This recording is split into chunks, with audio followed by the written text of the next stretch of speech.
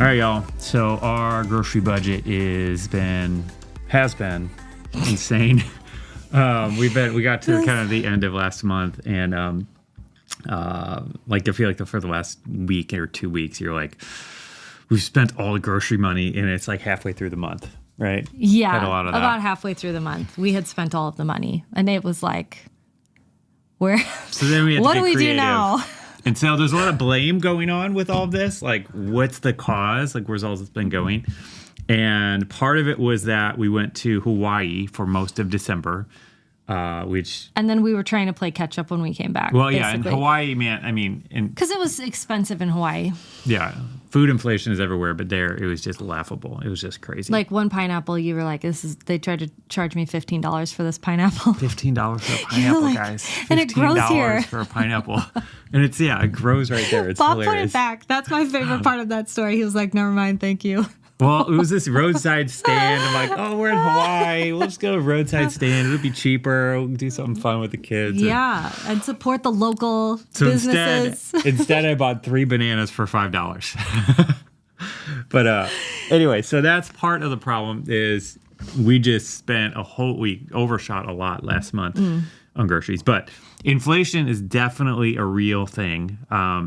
You know this. You're seeing this with your spending. But well, and I went to the grocery store yesterday, I think yesterday or the day before, and I was talking to one of the workers there, and I was like, well, what do you think? What have you seen? And he was like, well, they say it's gone up. What did he say? Did he say 20%? And I was like, do you think that's true? And he was like, I think it's more like 40. And I was like, yeah, that's what it feels like to me. Yeah, I mean, because if you just look at the consumer CPI or whatever data is, like the government data, consumer price index or something. I don't know. But whatever the government data is on inflation, like those numbers are just nowhere near true. They're lying. They're trying to make it look good like, oh yeah, it's only like 8% or whatever. But like when you actually look at it, and there was an article I read where this guy went and broke down how much things had increased just over the past year at one particular store. And yeah, it was closer to 40%. Mm-hmm. And so if you were feeling that, somebody was just saying they just left the grocery store. I'm like, yep.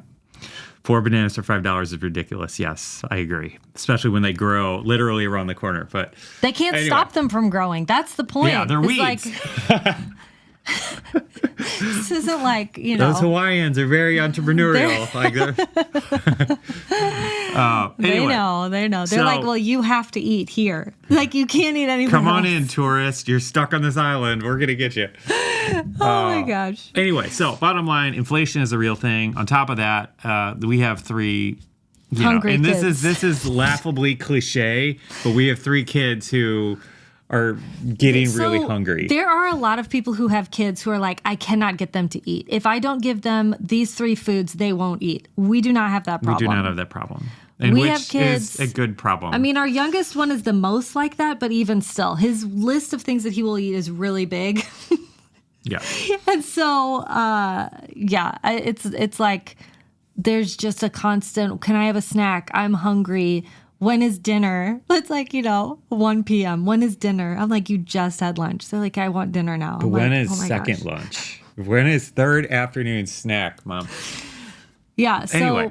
So the whole point of this podcast episode we're doing today is I want to look at this in real time because Lynn and I were having was it a heated discussion? I guess it was a little bit of heated discussion about this the other day, right? Okay. I don't know. Whatever. We have a discussion. I don't remember. We've had several discussions. Yeah, some of them are heated, some of them are not. So we were having a discussion about it and how to fix it and what are we going to do. And so we made our game plan. And in case you're in a similar situation where groceries are just tight. Or even if it's not right now and you just, from time to time find yourself in a situation. So maybe you'll find this to be helpful. Yeah. Like how we are approaching this, what we are doing. And there's a really, really interesting thing that I'm going to reveal to her in just a minute that she doesn't know. And so we'll get to that in just a minute. Fun. But anyway, let me move this thing over here so we can just kind of get in here. But okay. The first thing that we did, and that I told you this the other day that we need to do, is so we have long been, I think it's in chapter 2 of our book or something. We talk about this idea of paying attention. And And so we have long recommended going to Personal Capital, which is now called Empower Personal Dashboard, and plugging your information in there because you can quickly see where you've spent all of your money. I mean, you can see how much you've spent on groceries or on whatever other category. Look at this. During the There's time. even a black, big black mark there. Oh, who cares? They're not bothered by it. No one even noticed the big black mark there.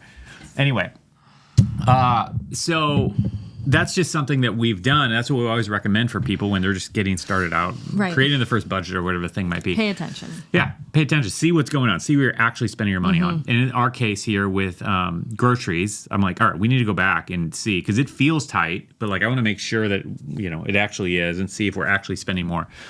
So anyway, all of this to say, like I'm finding a new favorite tool. Empower Personal Dashboard is kind of moving to second place for me, and I found a new one that I like a little bit better. It's called RocketMoney, and the same idea, but you can go in there, connect your account, and then put all that info.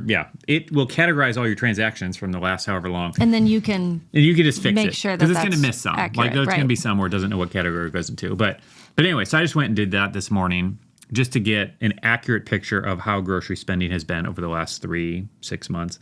And the thing that you don't know that I'm telling you live is when I went and looked last month, we spent $1,000 more on groceries last month than our average. I was close. I said 800. I thought it was 800. 1,000 does not surprise me. And so, because I was pulling it out of different categories, being like, we have to cover this somehow. Because we do the real money method, we plug this. But the way it works is like you can't cheat it. Like the money is either there or it's not, which is great for keeping you accountable. But when you run into a situation like this, that's when you start going, well, what? Okay, we have to like actually figure this out in real time. We can't just wait. For 6 months and then, figure it out then. Like, we have to figure it out now. So that's what we've been doing. But anyway, all this to say, that's the first step. Figure out what's actually happening, what the actual numbers are. And so I went to RocketMoney. You didn't. I did it. And determined that, holy heck, we spent $1,000 more. So just for transparency, our family of 5, Middle Tennessee, our budget is $1,600 a month for groceries. That's what we have kind of budgeted, to some people for. That might be an insane amount of money. Yeah, some people say it's high, some people say it's low. It's just it's all relative, and it's it's the way we eat. Like we eat pretty clean, and so it's more expensive. But that's an investment that we choose to make. Except for those Chick-fil-A days. But that's not in the grocery budget. But anyway, all that to say, last month it was $2,600. And there's another culprit here too, because I started kind of a new diet that's protein heavy, which has us buying more meat. It's not protein heavy; it's meat heavy, and I think that's a big difference because I'm not eating beans. It's closer to carnivore, and you don't eat any. Basically, nuts. It's very keto-ish, and just you're not eating any, but you can't eat nuts. You don't like beans. Like some of the proteins, a lot of meat. You're Bottom not line eating. It's a lot of meat. And so we're spending a lot of money on meat. So we have a lot of things kind of causing this, but. So anyway, we overshot by $1,000, which is just bonkers. Like we've never done that. And no, like $100 or $200, it's kind of like that'll happen from time to time, and we're just like we just need to tighten up. Okay, we got it, and we can make that up. Yeah. But this was like I don't know how to fix this. This is where I came with this because I was trying to make these decisions by myself, and I was coming to you being like, we have to make a decision, and I don't think you were understanding that it was $1,000 over. And I didn't know it yet. I know once I've looked. But I knew because I was paying attention. I was seeing all those transactions come in and being like, we spent the whole budget and now we're still going. And I was kind of adding it up a little bit in my head as we went. Yeah. So that's number one. If you're in this situation, do that. Okay. And it doesn't matter. You don't have to use RocketMoney. Use something to actually be able to determine how much you're spending on the thing. Second thing, or I'll say in our case, the second thing that we're doing, because this isn't necessarily prescriptive for you. It's just things that we're doing that might help you. So in our case, we are buying a lot of snacks for the kids. And this was a discussion, maybe the heated part a little bit. This was the heated part, for sure. We have been a lot of prepackaged snacks, like this is just expensive stuff, especially when you have a bunch of kids, you just want to eat them all the time. And all the time. And what's hard about that is they can just grab them. Like our kids are still pretty little. I mean, I guess we have a 10-year-old, but 10, 6, and 4. And the 4-year-old is just like, I will go ahead and help myself to 6 applesauce pouches a day. You know what I mean? Yeah. And so not only is he, not feeling his tummy's upset. But it's also just like, I didn't intend for you to eat that many every single day, and that's not the only thing you're eating. So we're just blowing through that stuff really fast. And Yeah. prepackaged stuff obviously is more expensive. So part of what the strategy that I'm shooting for, advocating for, that I'm trying to get her on board with, because the snacks, the prepackaged stuff makes it easier when doing school lunches or whatever. You guys all know this. But it makes quicker. Well, yeah, helps us save time. I don't want we don't to have be cut up preparing carrots food. and give those as a snack. I don't want to be preparing food. I think this is a lot of people, a lot of mothers will be like, I cannot prepare 17 meals a day. Yeah. No, I agree. But I'm just saying, in our I case, just can't do it. if we're trying to solve this problem of reining in the Or I can do that and nothing else. Yeah. But my point is, if we're trying to solve this laundry. problem of reining in an overblown grocery budget, like this was the first thing that came to mind for me of what we can do. To which my face was like this. Yeah, because it will work. Like I honestly think we It'll can work. shave, probably shave $100 to $200 off of our grocery budget by swapping out carrots for snacks, because our kids do eat the heck out of carrots, and carrots are really cheap, carrots and bananas and whatever, like just fruits, vegetables and things like that thankfully we have kids who will eat them. Yeah, so that's the kind of first thing we're going to be doing. The next thing I want to bring up is being strategic about the grocery store that you're shopping at. So we probably have 4 different grocery stores that we might buy things from in a given month. So Yes, Costco, Sprouts, Trader Joe's, and Whole Foods occasionally, but then also occasionally Publix will run through. Anyway, so we have a lot of different grocery stores. Now, the price point on all of them is very, very different. So Whole Foods to Trader Joe's, vastly different, probably double, one to the other. But there's certain things at Whole Foods double. that blah, blah, blah, blah, blah, all this stuff say. Costco. Yeah, there's only a few things that I can only get at Whole Foods, which is the only reason I go at this point. Yeah, but Costco is by far the cheapest for the things that we buy there. So, for example, we'll buy a bag of lemons where there's 25 lemons in it, and it's $6. Whereas if you go to Whole Foods, it's $1 a lemon or something. And that type of thing, so that's what we're optimizing for, in which I haven't told you this yet, but I think it would be good to challenge. So we did a challenge a few months back where we attempted to buy all of our food in the month at Trader Joe's.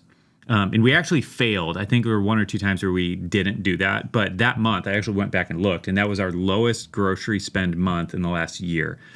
And so the point is, by creating a little bit of a challenge there and saying, all right, I'm only going to shop at this store, that can really, really help. And so in our case, I think if we did that with Costco and forced ourselves just for this month to just buy things there, I think it'd be really interesting to see. Just buy things at Costco? Yeah. I think it'd be interesting to see, even though, yes, we just spent $400 at Costco yesterday.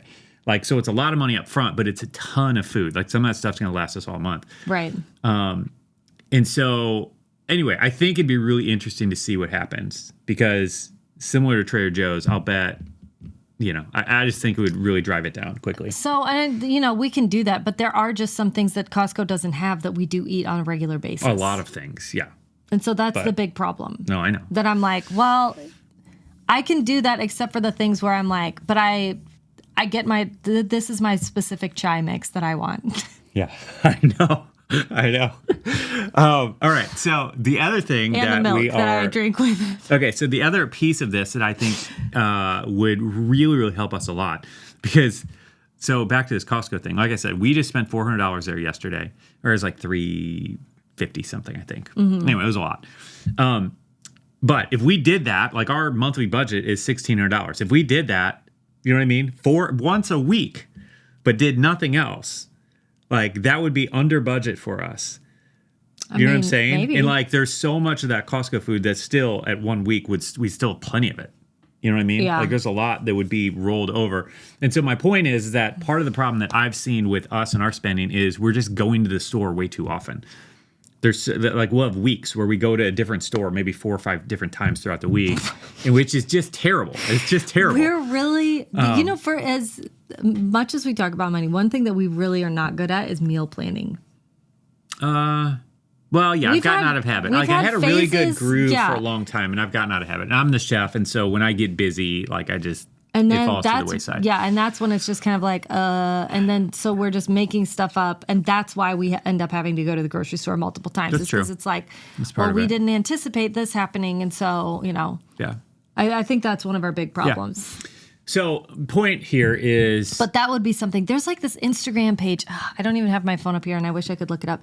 But she does a meal planning thing, and it's like a dinner for 4 for 5 days, like for the entire week. And she's got like a budget. It might be under $100 or under $200 or something like that, where it's like dinner for 4 planned out every night. And then she's like, okay, go to the grocery store. Here's your grocery list. Get all these things. And then every night we're going to make a meal together. Yeah. Which is kind of a It's a fun great little idea. But with dietary restrictions, that's our big throws a wrench challenge. into everything. But That's the only reason I haven't done it, because I think her recipes are actually really good.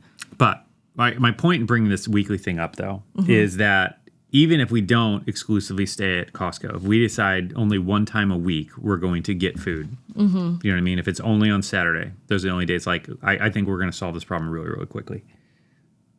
You know what I mean? Maybe. Like if we force ourselves to just on Saturday go to the grocery store or whatever. The other thing that I want to do a little bit more of is focusing exclusively on in-season or on-sale items. Like I remember years ago interviewing a basically grocery shopping, money-saving expert. And the thing that she said, above all else, above couponing and everything else, is buying things on sale is the number one way to save money on groceries.